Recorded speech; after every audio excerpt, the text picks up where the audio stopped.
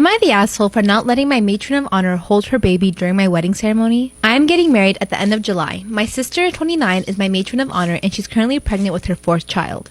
Her due date is a few weeks before my wedding and I could not be more excited to meet my new nephew. However, she has been making some comments that are a bit worrying to me.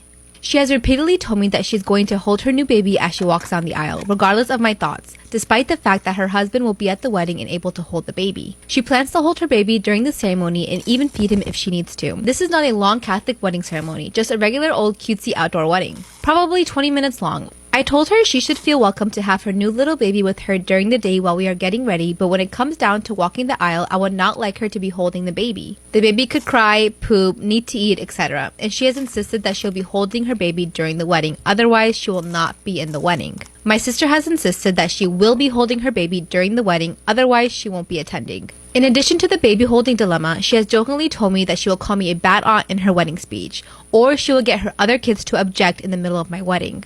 I think she's trying to be funny, but all of these comments are frustrating and hurting my feelings. So am I the asshole for telling my sister she can't hold her baby?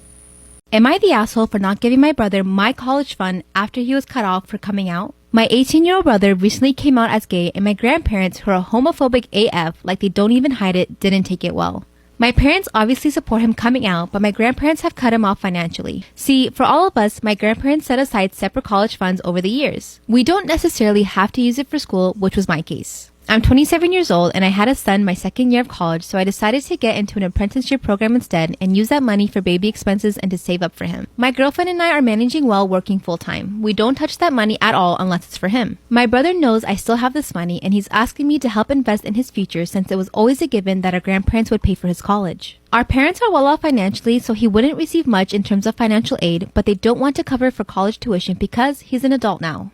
My sister already graduated and used what was left of the money to put a down payment on a house. I'm really his only option and he's desperate. Because I'm refusing, my brother is calling me a traitor and it's not fair for him to be cut off like this just because he's gay. And I agree. Nobody's happy with my grandparents, but we're using this money for our son. He said he needs it now and I'm being completely selfish keeping this money to myself. My sister agrees with him and that life's been hard enough on him already because of this, so at least I can do as a brother is help him get an education. So am I the asshole for not wanting to give him the money? Storytime about the best thing I saw while working in a restaurant. We've got a veteran who comes in on the regular named Hank. Hank lost his leg and hand in Iraq. When seeing this, people will often pick up his tab when he's in here, but he never feels like it's deserved, so he tries to lay low. He wears long pants to cover his prosthetic leg and doesn't wear anything to show off his veteran status. He doesn't like attention and it's clear he doesn't feel special treatment is deserved. So, obviously, we shut down because of COVID. We reopened when our state did, but after a week of indoor dining, the owner decided to go back to delivery and takeout for everyone's safety. Thankfully, business is still booming. I don't know the specifics of Hank's situation, but I think he lost his job sometime during the shutdown. Before COVID, we'd see him at least once a month, but this was the first time we'd seen him since we reopened. To make matters worse, he would easily put away 6 tacos or a whole chicken plus sides and plenty of beer when he'd come in, but this time he just ordered a small burrito and a water. He didn't mention the different order though, just said how excited he was to come through again and looking forward to it all week. We put in his order while I went to go get him paid up. However, his card declined. I started to tell him, but he could see it on the screen and went, shit. Shame and panic washed over his face as I tried running it again and again when he gave me another card that declined. Meanwhile, it was the height of lunch rush and the line was getting longer, so people were peering to see what was taking so long. After running Hank's cards a few times, all of his cards declined. He started saying, hey, you know what? Did you actually make the thing yet? But then the bag came out with his name unmistakably on it. He started digging around his pockets for cash and came up with $5.25. The meal was $7. I told him, don't worry about it. You'll get us next time. Knowing how embarrassed he got when people tried to cover him for a good reason, being a veteran, and not wanting to pile on by being forward that I was covering him for a not so great reason, hard times. However, he wasn't entertaining the idea of taking food without paying it in full. Finally, without making eye contact with us, he said, no, it's okay. I'm just gonna go to my place and get some more cash. However, I knew that look on his face and the tone in his voice. There was no more to go get. It's a look and tone I've used myself and seen from others more times than I wish I had. I wanted to insist he take the food, but I wasn't sure which was worse. To force food on him and risk damaging his dignity, or to let him save face but go without the lunch he's been looking so forward to. Before I could decide, the girl behind him, who had been texting for most of our transaction, had just begun to tune in and caught the last bit. She asked, hey, what's the difference on what he owes? I said, $2. She went in her purse and handed it right to me. Hank started to try and hand it back to her, telling her it wasn't necessary, but she cut him off. She cut him off by saying, no,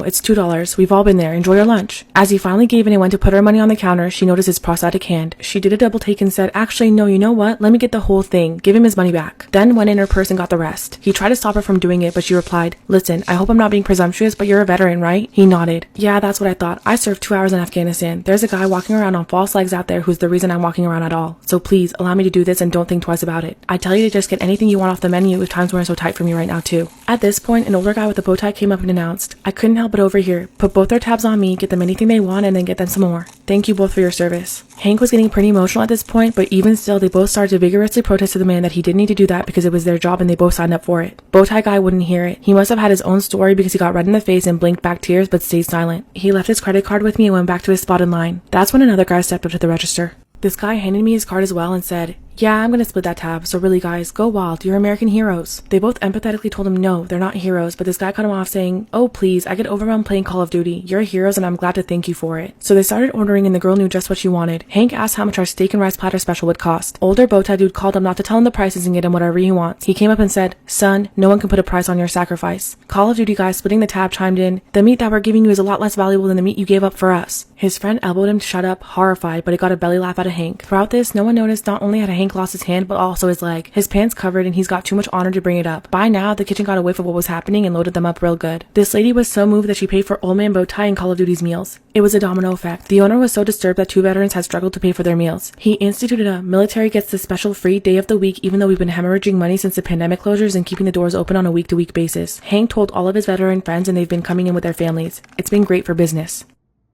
Something that is just a weird fear of mine is doctors pretending to be doctors. Like not actually having their licensure, but just playing the role. And secretly killing people while doing so. And yes, this has happened before.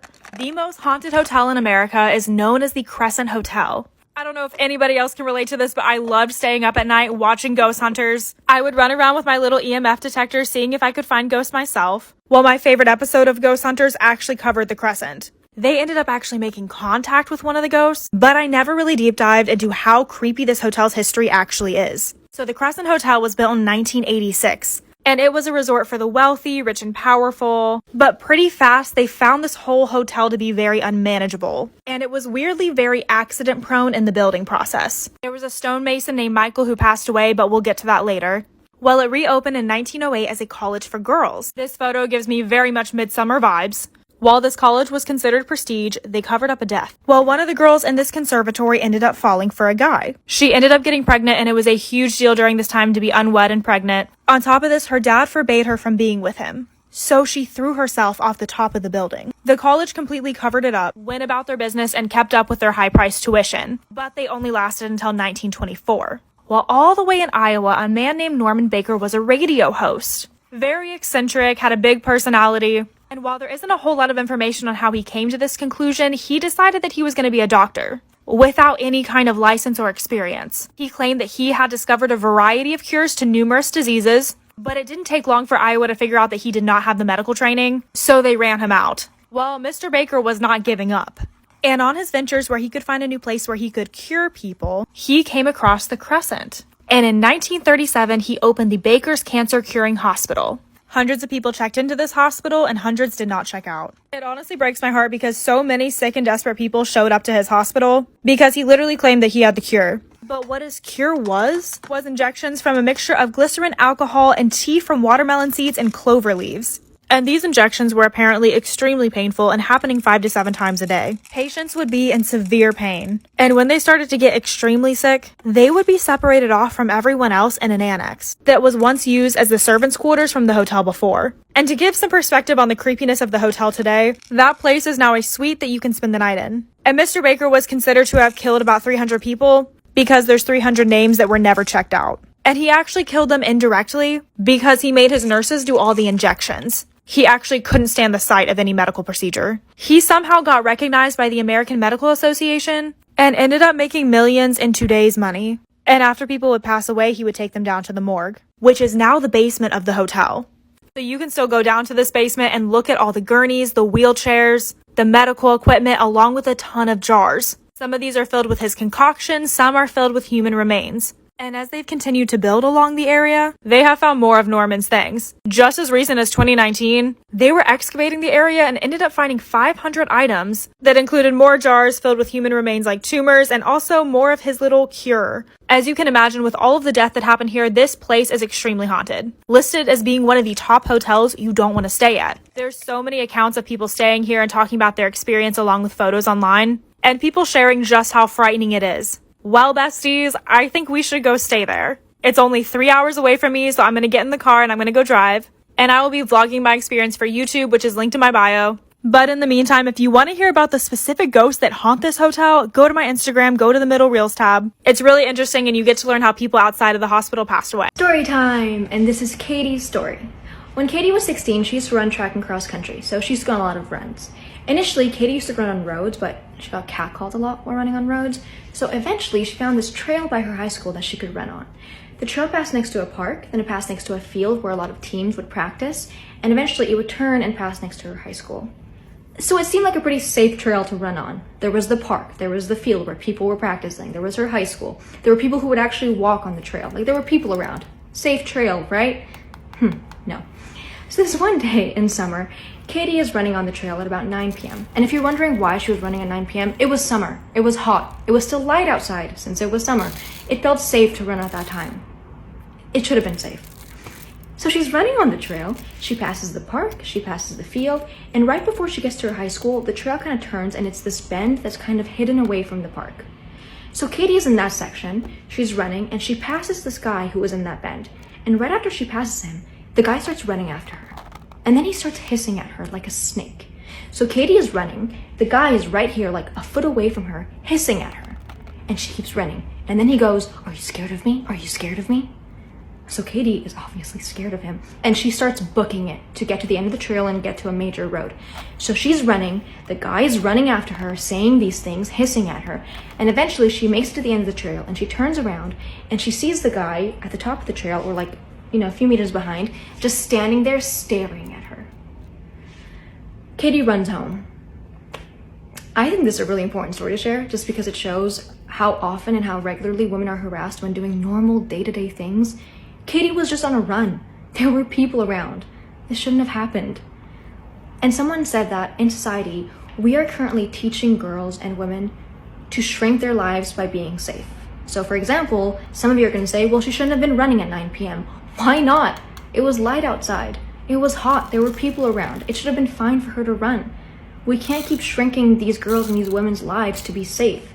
Instead, we have to do more to educate boys and educate men to respect women, and for them to also challenge their male friends who harass women. So if you have a friend who harasses a woman, whether you're a guy, a girl, non-binary, it doesn't matter, please challenge them or educate them so that we can stop this, and so that women can go and do normal day-to-day things without being harassed, so that a 16-year-old girl can go on a run without being chased by a guy and be hissed at and be asked if she's scared.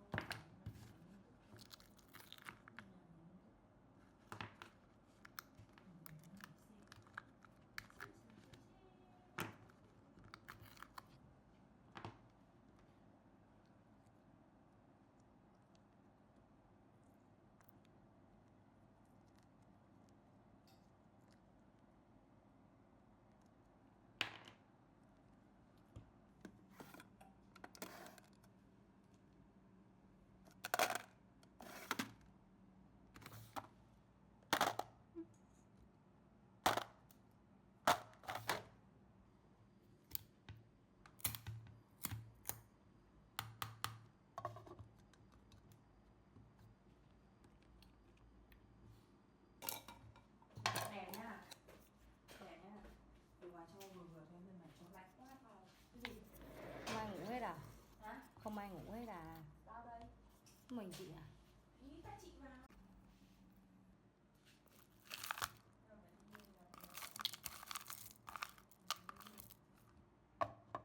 Răng này.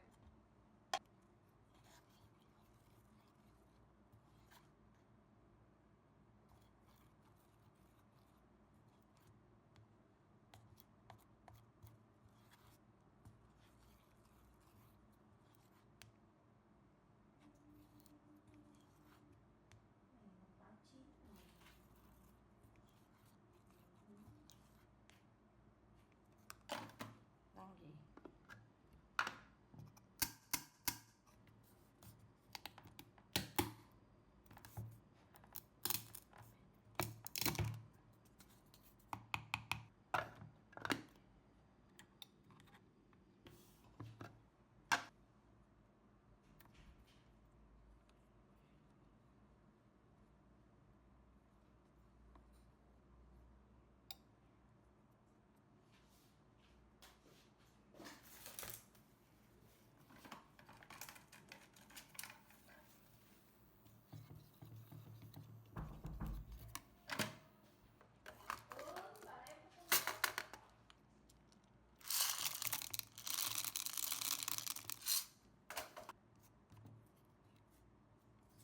Ngày trước không ai chỉ lối cho em là chiếc trường nó thần kinh như thế. Mày chọn cái này đi. Mẹ chọn bừa cái đồ đồ cho mình. Cho cái này là Ngày trước tức là bên nhà nội nhà em ấy thì ngoài em trước em mà có một chị nữa. Ngày xưa ấy, cứ nghe bảo chị đậu 2 trường đại học. gia đình phản đối kiểu ở ngoài ấy. Nếu mà người ngoài nhìn bảo ok thằng này ok đấy thế này thế kia đấy thì yêu mẹ em nó bảo nhìn mặt đấy cứ thế này thế kia đấy mẹ em chẳng bảo mẹ em chứ bỏ thì không bỏ ngay nó chán thì bỏ Đấy chứ chị em là không đấy, dám. số khổ chưa mẹ nó đánh cho đã bao giờ trước yêu bị đánh như thế chưa để bố mẹ đã đánh chưa Khổ vãi. sao cần cái gì mất công thì lại phải mua ấy thôi để